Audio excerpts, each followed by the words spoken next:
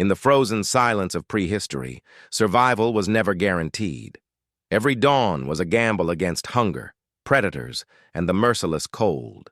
Yet amid this relentless struggle, one instinct burned brighter than fire itself: the need to protect the young. It wasn't merely affection, it was evolution's secret weapon, a force that drove our ancestors to cross mountains, endure famine, and confront death itself for the sake of their children. But imagine this for a moment. How did early humans, vulnerable and outnumbered, manage to shield their offspring during migrations that spanned hundreds of miles across lands ruled by beasts? From the towering mammoths of the steppe to the razor-clawed cats lurking in the dark, danger was everywhere. And yet, humanity endured, not through strength but through unity, courage, and an unshakable instinct to defend the fragile spark of life carried in their arms. These early humans weren't organized armies or strategists. They were families moving through chaos. Each cry of a child could mean disaster. Each delay could bring the pack of predators closer. So they learned. They learned to travel under moonlight, to silence fear with songless lullabies, to hide warmth beneath layers of fur and ash. Mothers became guardians, fathers became sentinels, and even the elders, weakened by age, stood between danger and the young. Protection became more than an act. It became identity.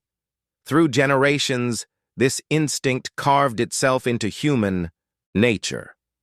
It was the invisible thread connecting mother to infant, hunter to tribe, one generation to the next. It was the reason fire burned at night and tools were sharpened before dawn. Without it, our story would have ended before it began. If you believe this protective instinct still defines who we are, hit the like button and share in the comments what you think humanity's greatest survival trait truly is. The Earth our ancestors walked upon was a planet of extremes, beautiful yet cruel, beyond measure. Every horizon promised both hope and peril. Jagged mountains split the sky, endless tundras stretched beneath blizzards that could freeze a life in minutes, and forests whispered with unseen predators. For early humans, migration wasn't a choice. It was survival's final gamble. When herds of mammoths shifted north, when waterholes turned to dust, or when volcanic ash smothered entire valleys, tribes had to move or die. But migration meant stepping into the unknown, often with infants clinging to their mother's furs, too fragile for the world they were born into. Imagine the tension in each step, the weight of silence as hunters scanned the horizon, and the faint sound of a child's breath that could betray their presence to lurking predators. The landscapes were alive with danger. Saber-toothed cats prowled the shadows, short-faced bears could outrun a man, and packs of dire wolves tracked the scent of the weak. Even nature itself was an enemy. Raging rivers tore through valleys, deserts devoured the careless, and sudden storms could scatter a tribe within hours. Yet humanity persisted, guided not by certainty, but by the memory of warmth, of safety, of a place where the children could grow. Migration was not just movement, it was ritual. The elders knew the stars, the winds, and the scent of distant rain. They led their people across frozen plains and burning dunes, always chasing the promise of life. When the cold pierced bone and the children began to cry, the group tightened its circle, forming a living barrier of flesh and will. In those moments, protection became sacred. A silent vow whispered between generations. As they advanced, they left no footprints of comfort, only traces of endurance. And through these endless journeys, the idea of home began to change. It was no longer a fixed place. It became something carried within, a promise kept alive by love and survival. When survival became a shared struggle, humanity discovered its greatest advantage: each other. The story of how early humans began to protect their young is also the story of how they began to live as tribes. Alone, no hunter, no mother, no elder could withstand the cruelty of the prehistoric world. But together, they became something new, a force of purpose, intelligence, and care. It started with simple acts: a hunter sharing meat with a mother too weak to forage, an elder teaching a child where the river bends safe to drink, hands joining to carry a wounded member through the wild. These gestures, born of necessity, evolved into the first codes of loyalty. In the flicker of firelight, as the cries of predators echoed beyond the dark, humanity learned the meaning of unity. It was not just survival, it was protection through connection. Children became the heart of these gatherings. Around them, the tribe formed its structure. Women guarded the shelters, hunters patrolled the perimeters, and elders told stories that stitched memory into purpose. Each night, tales of courage and loss became lessons, whispered warnings for little ears that would one day bear the same responsibility. The instinct to protect grew into a culture of guardianship. Fire was the silent witness to this transformation. It drew them together, illuminating faces painted with ash and hope. Around it, language began to form, not as words at first, but as shared rhythm, gesture, and gaze. Cooperation wasn't taught, it was felt.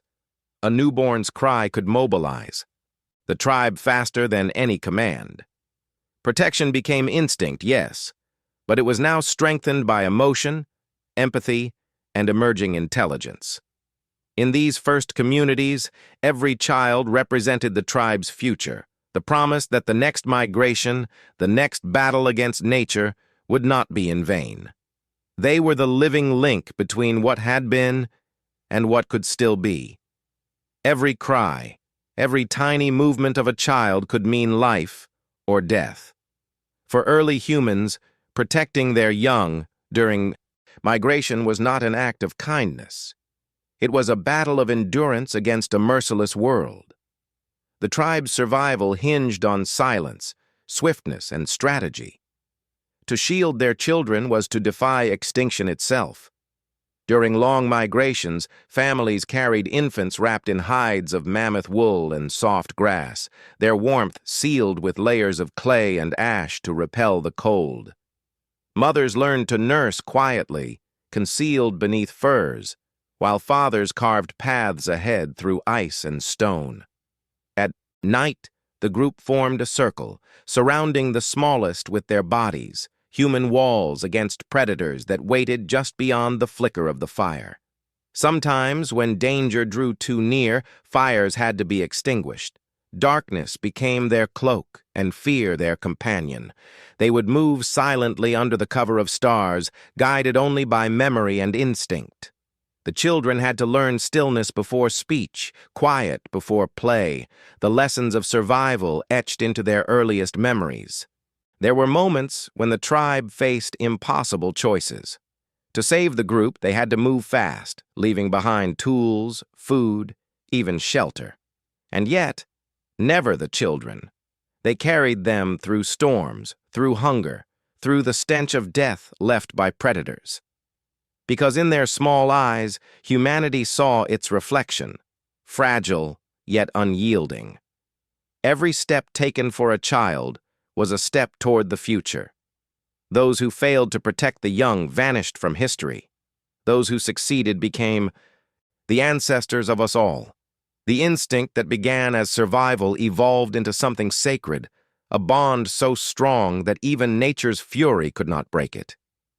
If you've ever wondered what sacrifices your ancestors made for you to exist, leave your thoughts in the comments. Their legacy runs in your veins. The ancient world was ruled by giants, creatures of muscle, fang, and hunger. For every step early humans took across the open plains, 1,000 eyes watched from the shadows. The fight for survival was not only against the elements, but against predators who saw no difference between prey and wanderer. To protect their children, Our ancestors had to become strategists, warriors, and ghosts in their own land. Imagine the steppe at dusk, the sun bleeding into the horizon, mammoths moving like mountains of fur in the distance, and somewhere beyond, the low growl of a saber-toothed cat. These predators were built for the kill, jaws wide enough to crush bone, claws that could shred through hide, and senses sharp enough to detect the faintest tremor of fear. A single misstep could doom an entire group. Early humans could not match these beasts in strength or speed, but they learned the language of the hunt: observation, patience, and deception. They studied the movement of predators, mapped their trails, and used fire and sound to manipulate their behavior. When children were near, no risk was too great. Men would create diversions, shouting and hurling burning branches to draw the predators away, while mothers hid the little ones in pits or under branches coated with earth and fur. Weapons evolved from instinct. A sharpened stick became a spear, a rock, a projectile, a spark, a shield of flame. But more powerful than their tools was their cooperation. No beast could outwit a group that moved as one. Eyes scanning, hands signaling, hearts beating with the same purpose: protect the children at all costs. The nights were the hardest. The cries of creatures pierced the dark, reminding every soul that danger never slept. Yet within that fear, something ancient awakened: courage forged from necessity. Those moments in the wild were not just survival. They were the beginning of human intelligence, the foundation of strategy, empathy, and courage that would define the species. From predator and prey, humanity learned its greatest lesson: strength is not born from power, but from purpose. And no purpose was greater than the child's next breath.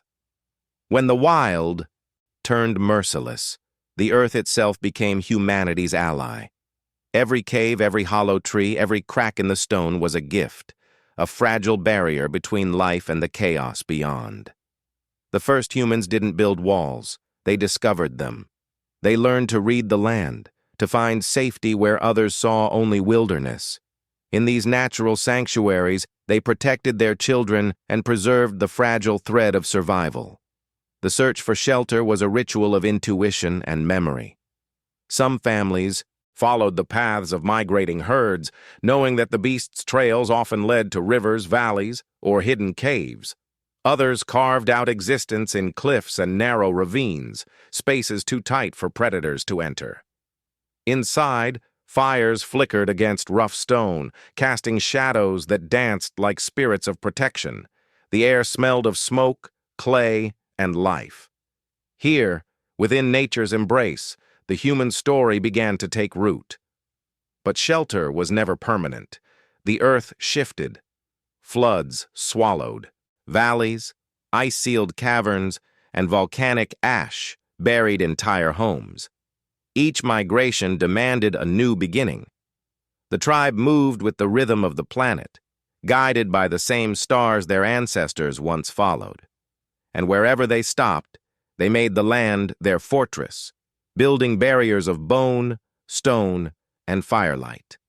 In these refuges, children learned the meaning of safety. They listened to the wind before sleep, learned to recognize the calls of predators, and understood that home was not a place, but a feeling. The warmth of breath in the dark, the sound of fire cracking against fear. These hidden shelters were more than physical protection. They were the first symbols of community, the womb of human resilience. The bond between people and their environment deepened. Nature wasn't the enemy, it was a teacher, showing them where to hide, when to move, and how to endure. Through the caves and forests, humanity learned humility and balance, an awareness that survival required. Cooperation not only among themselves, but with the world that sustained them. Before fire, the night belonged to predators. Shadows hid teeth, and darkness swallowed sound. Every sunset was a warning, a reminder that safety was fragile and fleeting. But when early humans learned to control fire, they did more than create light. They forged a new kind of protection. The flickering glow became a symbol of dominance over fear, a living shield between their children and the world's chaos. The Keo first sparks were accidents, lightning strikes, volcanic embers, or dry branches ignited by friction. Yet once discovered, fire became sacred. It offered warmth for infants, light for watchful eyes, and safety for the sleeping. Predators, once bold in the dark, began to hesitate at the sight of flame. The circle of firelight became a sanctuary, a barrier of survival drawn by human hands. Fire transformed the rhythm of life.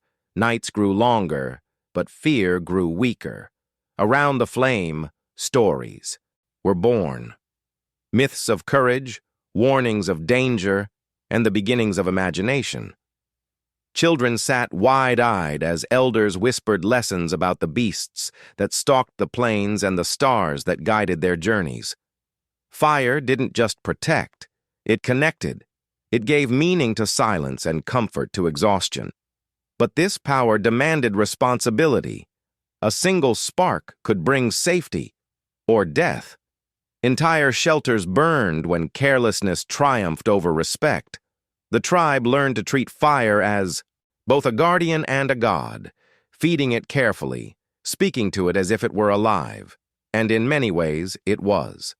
Fire breathed with them, grew with them, and taught them discipline, a lesson passed from parent to child. Every night, as the flames reflected in the eyes of the young, a truth burned deeper than heat.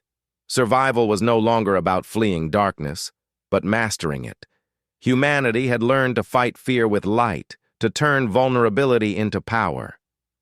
If you've ever felt how light can silence fear, whether from a campfire, a candle, or a screen, share your thoughts in the comments. That feeling traces back to the same flames that once guarded our ancestors. Within every migrating tribe, survival depended on balance, a harmony between strength, wisdom, and compassion. Each role was vital, each sacrifice essential. When it came to protecting children, humanity's first societies were not built by chance but by purpose.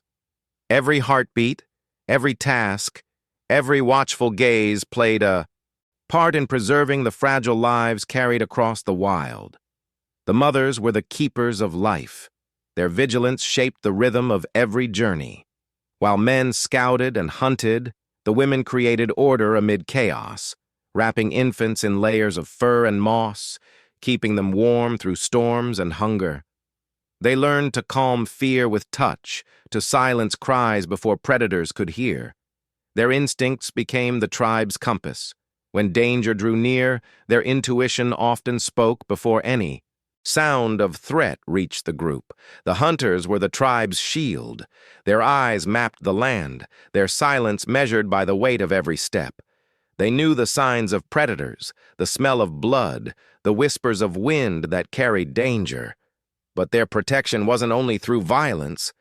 They hunted not for conquest, but for continuity, to feed the mothers, the elders, and the children who carried the tribe's future. A single successful hunt meant safety, warmth, and time. Time to grow, to heal, to dream. And then there were the elders, living memories of survival. Their bodies weakened, but their minds held maps of the world. The stars that marked safe paths, the plants that healed wounds, the stories that warned of mistakes repeated. They became the teachers, the storytellers, the invisible armor of wisdom around the young. Through them, the tribe learned not only how to live, but why. Together, these roles created the first structure of society, not by hierarchy, but by necessity. Protection was shared, love was collective, and survival was a promise renewed with each generation. Humanity's earliest power was not dominance, but devotion. In a world where a single sound could summon death, silence became humanity's first language. Before words, before symbols, before songs, there was understanding, silent, instinctive, and vital. During the Great Migrations, early humans mastered a form of communication that existed beyond speech. It was the difference between life and extinction, a hidden system of signals that allowed entire tribes to move as one through a land ruled by predators. Theirs was a world of whispers carried by wind, of eyes speaking across the firelight. A raised hand meant stop. A tilt of the head meant move. A child's breath against a mother's neck signaled safety or danger. The tribe spoke through rhythm and motion, each gesture an unspoken pact. Stay together, stay silent, stay alive. Every movement mattered. Every pause was deliberate. At night, hunters learned to imitate the sounds of the forest, the rustle of grass, the distant cry of an animal, to conceal their presence. Mothers rocked their infants not with songs, but with the gentle pulse of their heartbeat. Even children, small and fragile, understood the language of silence long before they could speak. They learned to breathe softly, to listen to the earth, to become part of its stillness. Over time, this quiet intelligence evolved into something greater. Shared silence built trust. It became the foundation of coordination, empathy, and collective awareness. Without words, early humans discovered unity, an almost spiritual connection that bound them beyond sound. From these hushed signals would eventually emerge the first spoken languages, the first songs, the first stories whispered in safety. But in those ancient days, survival spoke through silence. It was the heartbeat of cooperation, the invisible thread that connected every soul within the tribe. Through it, humanity learned to think as one, a skill that would one day lead to civilization itself. From the frozen tundras to sun-scorched plains, the story of early humans was written in the lives they protected.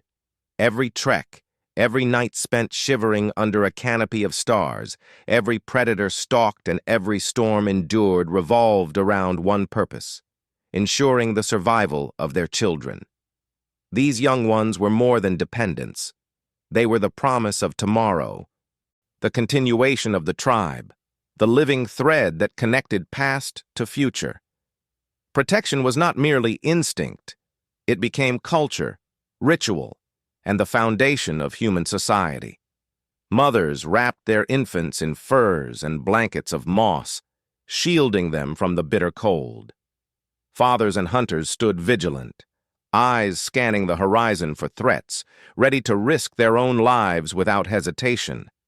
Elders shared knowledge of safe paths, hidden water sources, and silent codes that kept the tribe alive. Every action, every sacrifice was woven into a tapestry of survival, a story of devotion passed down through generations. The children themselves absorbed these lessons silently. Every careful step of a parent, every whispered warning, every gesture of care was etched into memory. They learned the rhythms of the wild, the signals of danger, and the value of cooperation long before they could speak. And as they grew, they became the next guardians, carrying forward the instinct that had preserved humanity for millennia. This legacy of protection shaped not only survival, but identity. It forged empathy, strategy, and the ability to look beyond oneself. It created the first threads of society, binding individuals into cohesive tribes, and laid the groundwork for human civilization itself. The instinct to care for the vulnerable became humanity's greatest inheritance. If you've been moved by this journey through time, take a moment to like this video and leave a comment sharing which story of protection inspired you most. Your engagement helps keep the legacy alive and connects us all to the courage of our ancestors. Now that the story of protection has come full circle, humanity's earliest triumphs continue to resonate in every act of care, every bond formed, and every life preserved.